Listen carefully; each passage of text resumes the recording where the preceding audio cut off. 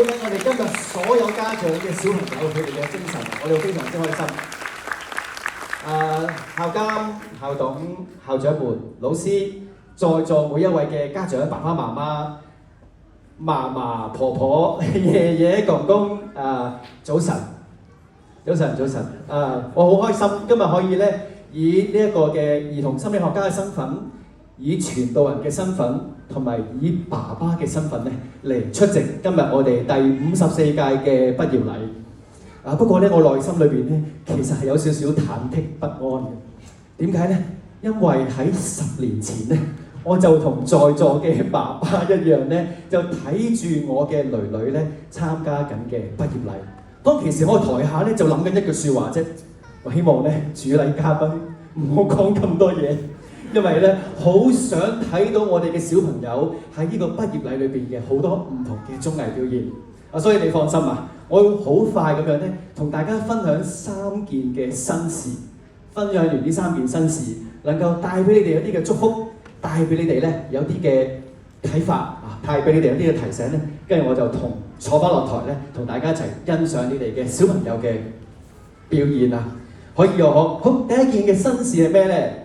就係喺10年前，當我完成咗去完呢個嘅幼稚園嘅畢業典禮之後咧，我就決定做咗個決定一個咧裸辭嘅決定。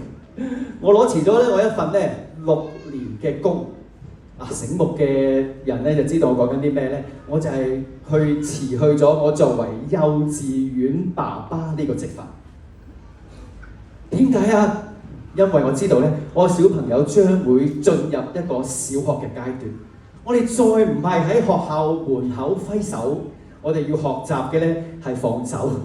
我哋再唔係咧就幫小朋友去換片、去攞水壺、執書包，因為我哋要重新 unlearn to learn。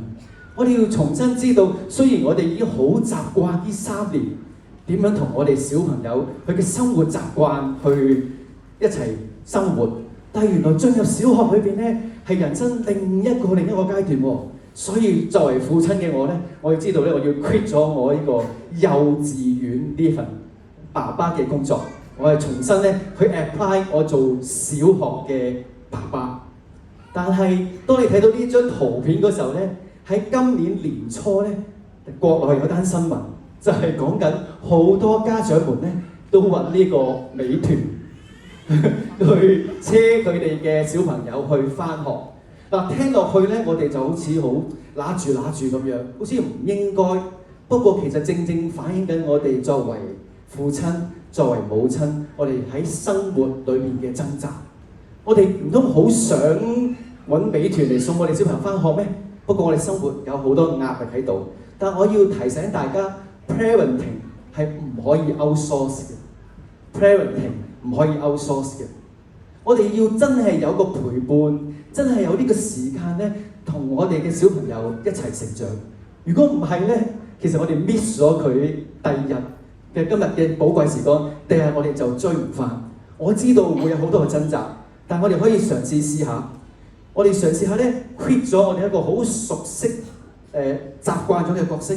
去擁抱孩子佢哋真正喺小學嘅需要。呢個咧就係第一件新事啊。第二件新事咧，同大家分享咧，就係我常常都希望教導我個女咧係有一個感恩呢個世界、感恩呢個父母嘅心。所以由佢出世開始咧，我就同佢講，我係唔會送生日禮物俾你嘅。我淨係喺你嘅1歲、10歲、20歲、30歲、40歲，你嘅10年咧，我先會送一份生日禮物俾你。調翻轉講，即係你嘅生日咧，就要送生日禮物俾爸爸媽媽，以表示你嘅感恩之心。喺啱啱佢10歲啊，即係將來你哋小朋友畢咗業之後嘅4年，即係佢哋4年班嘅時候咧，我個女就10歲生日，我就送咗一條鎖匙俾大家，俾佢。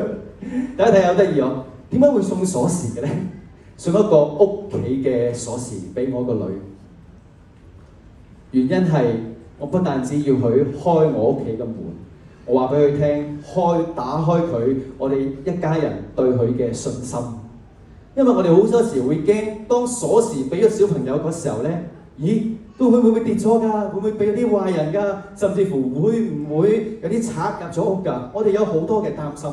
不過作為一家人呢，我就希望打開埋佢嘅信心。不但止呢條鎖匙仲可以打開埋佢呢，有個責任感，佢知道呢個家佢都有份去負責。不但止佢知道佢都係能夠擁有呢一個家。或者可能你哋在座嘅父母已經諗緊，咦都幾好喎！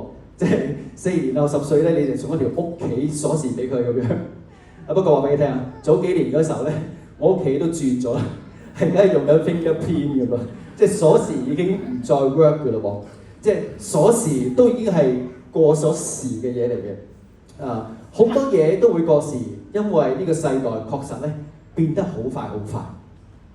不過信任同埋被愛咧，永遠都唔會改。所以我哋做父母嘅，就算喺一個咁大嘅鴻溝底下咧，我哋都記住對小朋友嘅信任，讓小朋友感受到被愛咧，永遠都唔好過時。就好似一條鎖匙嘅概念一樣。第三件新事係咩咧？就可以睇一睇呢度有張相喺度。好感謝神啦，因為喺上年我個女17歲嗰時候咧，佢就自己決定咧，就話要去信耶穌，去受浸，去歸入耶穌基督。作為傳道人嘅我咧，我當然好開心，因為我個女自己去回應神嘅愛。最開心嘅係咩咧？就係當日有好多人幫佢影咗啲受浸相。而我咧就做咗幅相俾佢，就係俾你睇下呢一幅相，係用 AI 生成嘅圖片。竟然我個女咧話呢張相係佢收過嘅受浸相裏邊咧最靚嘅相，好得意喎！爸爸你真係能夠咧與時並進識用 AI 咧去生成一啲圖片出嚟。作為爸爸我好開心，因為佢竟然係假張我用 AI 生成嘅相俾佢。但係有冇諗過，原來父母咧，我哋確實都係要 unlearn to learn， 我哋都要學一啲嘅新嘢。尤其是好多時，我哋好想 capture 小朋友嗰啲照片喺我哋嘅網絡媒體裏邊咧，想發布出嚟。我想分享呢一個嘅喜悅。但係你有冇諗過，其實有時咧係拆緊我哋自己嘅存在感嘅啫。我哋可能咧唔識保護緊個小朋友，所以我要提醒你哋喺 AI 嘅年代咧，要好好保護佢哋嘅 digital 嘅 footprint， 即係話咧佢哋網絡上嗰啲照片咧，你哋真係要好小心。如果唔係，將來咧俾人攞咗嚟用咧，可能產生好大嘅問題。佢話俾我聽，我老豆你真係好唔老土，可以做到咁嘅嘢。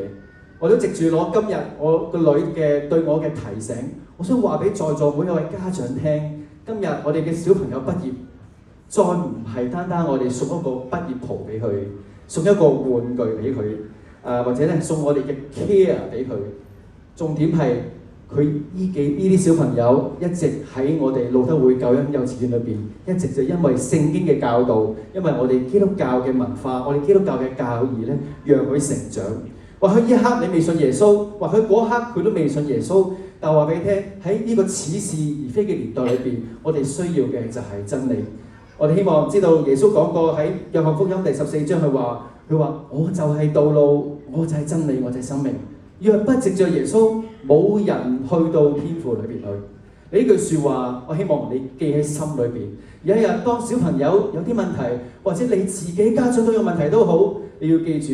耶穌先係道路、真理、生命。若不藉着耶穌，冇人能夠去到父那裏去。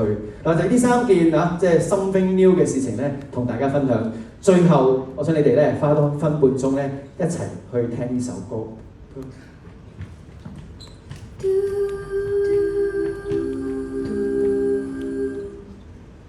Do something new in my life. Do something new in my life. Do something wonderful in my life, oh Lord. Do something new in my life. Do something new in